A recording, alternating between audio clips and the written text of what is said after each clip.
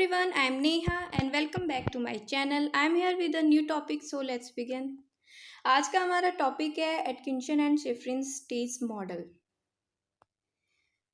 तो ये मॉडल जो है ये इंफॉर्मेशन प्रोसेसिंग का इसे बहुत ही ज़्यादा यूज़ किया गया है और ये मॉडल एटकिंसन और शिफरिन के वर्क पे बेस्ड है जिन्होंने 1968 में किया था। और इसका की एलिमेंट्स ये है कि जब आप लर्निंग करते हो फिर वो मेमोरी में स्टोर होती है तो डिसकंटिन्यूअस होती है, बहुत बार ब्रेक होती है, फिर उसके बाद बहुत सारे स्टेजेस के थ्रू, मल्टी स्टेजेस के थ्रू वो मैनिपुलेट होकर आपके माइंड में स्टोर होती है। तो जो स्टेजेस हैं वो sensory memory, short term memory and long term memory, ये 3 स्टेजेस हैं जिसके थ्रू मेमोरी हमारे माइंड में लॉन्ग टर्म मेमोरी में स्टोर होती है। तो इसको बहुत ही ज़्यादा अच्छे से एक्सप्लेन किया है, मैं लिंक डिस्क्रिप्शन बॉक्स में दे दूँगी। इन तीनों मेमोरी को मैंने बहुत अच्छे से एक्सप्लेन किया है।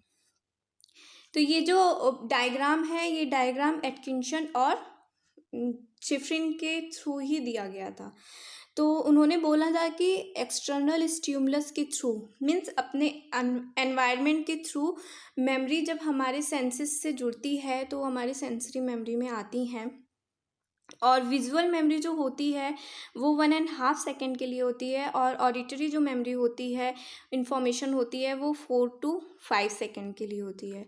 अगर उस पर हम अटेंशन नहीं देते हैं तो वो लॉस होने लगती है, हम उसको भूलने लगते हैं। बट अगर उस चीज़ को हम अटेंशन देते हैं तो वो इनिशियल प्रोसेस होकर हमारे शॉर्ट टर्म मेमोरी में आती है और शॉर्ट टर्म मेमोरी में वो 20 to 30 सेकेंड के लिए स्टोर होती है। और फिर अगर उस पर अटेंशन नहीं दिया जाता है तो वो भूलने लगते हैं, हम लॉस होने लगती है मेमोरी।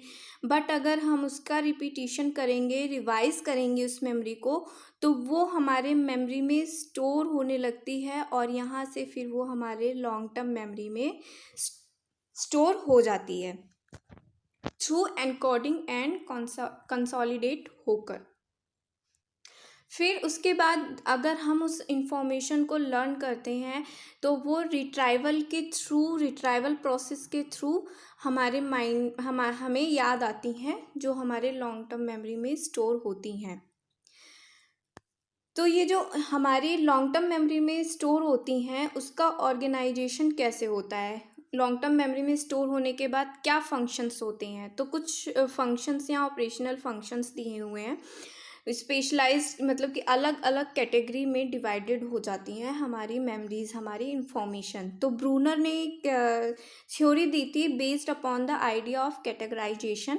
ब्रूनर्स थ्योरी थी कि अगर हम कुछ परसीव करते हैं तो वो एक कैटेगरी में हमारे माइंड में, हमारे ब्रेन में स्टोर होता है। कंसेप्चुलाइजेशन की कैटेगरी अलग होती है और लर्न जो करते हैं वो अलग कैटेगरी में स्टोर होता है और मेकिंग डिसीजन अलग कैटेगरी में स्टोर होता है अकॉर्डिंग टू ब्रूनर। टल्विन ने 1972 में सिमेंटिक और एपिसोडिक मेमोरी के बारे में बोला। उन्होंने बताया कि एपिसोडिक और मेमोरी और सिमेंटिक मेमोरी क्या होती है। इसको भी मैंने बहुत अच्छे से डिटेल्स में एक्सप्लेन किया है, इसका भी लिंक मैं डिस्क्रिप्शन बॉक्स में दे दूँगी, आप ज़रूर देखिएगा। एपिसोडिक मेमोरी वो होती है जो एक्चुअल सिचुएशन होती है, जो स्पेसिफिक सिचुएशन होती है, वो मेमोरी हमारी एपिसोडिक मेमोरी होती है। जैसे first day of your school, या आपके लिए बहुत ही मेमोरेबल होगा, या फिर आप योर फर्स्ट लव, ये सब चीज़ें जो होती हैं हमारी एपिसोडिक मेमोरी में आती हैं। और सिमेंटिक मेमोरी वो होती हैं जो हमारे पर्सनल एक्सपीरियंस से जुड़ी हुई नहीं होती हैं, वो नॉर्मल मेमोरीज होती हैं, नॉर्मल इंफॉर्मेशन होती हैं। जैसे कलर्स, नेम और लेटर, साउंड, किस लेटर को किस साउंड में बोलना है, ये हमारे सेमेंटिक मेमोरी में आता है। और कंट्रीज़ के कैपिटल्स, ये भी हमारा सेमेंटिक मेमोरी में आता है अकॉर्डिंग टू टल्विन।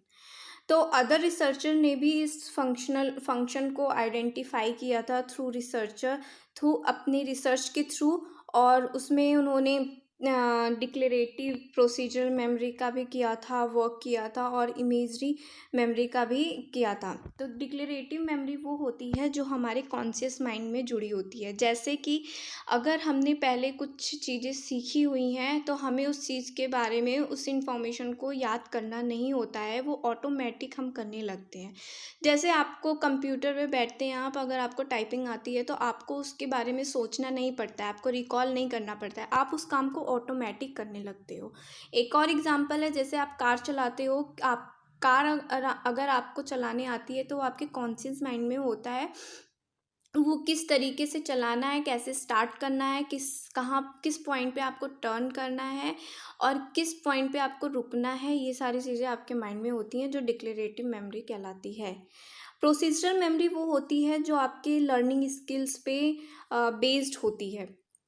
जैसे कि ब्रश करना, कॉम्ब करना, hair comb, and shoelace को बांधना, ये सब आपके प्रोसीजरल मेमोरी में आती है। और इमेजरी मेमोरीज वो होती हैं, वो मेमोरी जो आप पिक्चर्स के थ्रू आपके ब्रेन में स्टोर होती है, वो इमेजरी इंफॉर्मेशन या इमेजनरी मेमोरी कहलाती है। तो information processing the three stage, जो थ्री स्टेजेस दिए थे एटकिंसन एंड शिफ्रिन ने, वो उन्होंने यही दिया था। हमने जो पहले स्टेजेस देखे कि वो सेंसरी के थ्रू जाता है, फिर शॉर्ट टर्म मेमोरी में जाता है, फिर उसके बाद लॉन्ग टर्म मेमोरी में परमानेंट स्टोर हो जाता है थ्रू कैटेगराइज, कि कैटेगरी के थ्रू वो परमानेंट स्टोर हो जाता है। तो ये था एटकिंसन शिफ्रिन के मॉडल्स, जो थ्री स्टेजेस में डिवाइड हुए थे। तो आई होप ये टॉपिक आपको क्लियर हो गया होगा। तो घर पे रहिए, सुरक्षित रहिए, सीखते रहिए, देखते रहिए मेरी वीडियो। Thanks for watching.